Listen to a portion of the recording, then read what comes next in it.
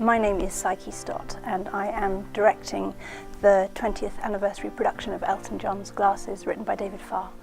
I think he's really got under the skin of what it means to be a Watford fan, and the way David has given these characters words, the way he talks about Watford and what it means to be from Watford is like a giant blood vein going through the play.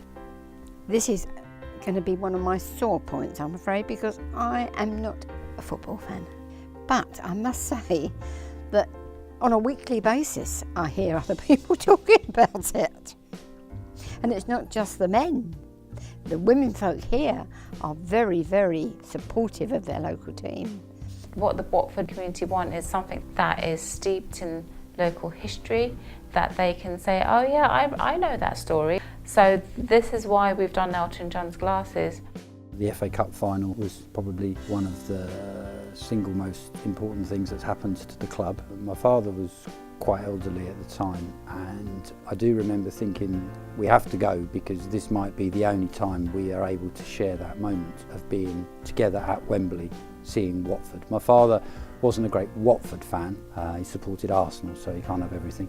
My father-in-law's memory, Harry, about the 1984 FA Cup final, the crowds and the noise. This Abide With Me is played every year at the FA Cup final. Elton broke into tears.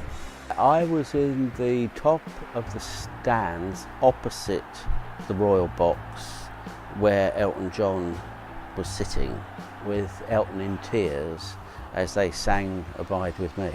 And then my mum and I went into town and bought some ribbon, and we made some little rosettes and things at home in the Watford colours. And then after the game, although they lost, they had a big event in the town where they had all the footballers coming in on the bus. Surreal really, walking up Wembley Way, the fact that a small club like Watford made it to the final. A really good play, which is I think this is when you see what it means to be human in extraordinary situations, how we cope with those situations. That's when a play works. That's when I want to buy a ticket and come and see something. I want to see something of myself up there. And I love football, and I always will, and Watford is embedded in my heart. In the later years, when the club got into financial difficulties, and he agreed to stage concerts at Vicarage Road so that money could be raised for new players. I came to the Elton John concert at the football ground. It was a wonderful experience. I'm sure you could have heard the concert from our house actually, but it wouldn't have been anything like the same as actually being there. I remember Elton John putting on a concert to raise funds, and people coming from far and wide in their yellow shirts. And every penny raised went to the team. I'd only known Elton John from his songs, but the people in this area knew him in a different way. There have been things that I have forgotten, and listening to other ladies bring up these things, and I go, oh yes, I remember that. It's brought back good memories. Well, it's been just a way of expressing ourselves, which we don't normally get.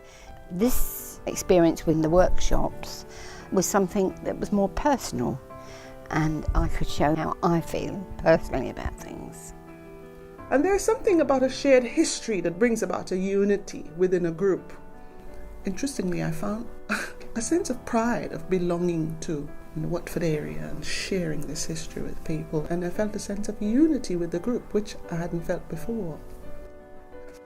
There's a real sense of possibility by the end of the story, which I think is what the Watford Football Club represents for the Watford people.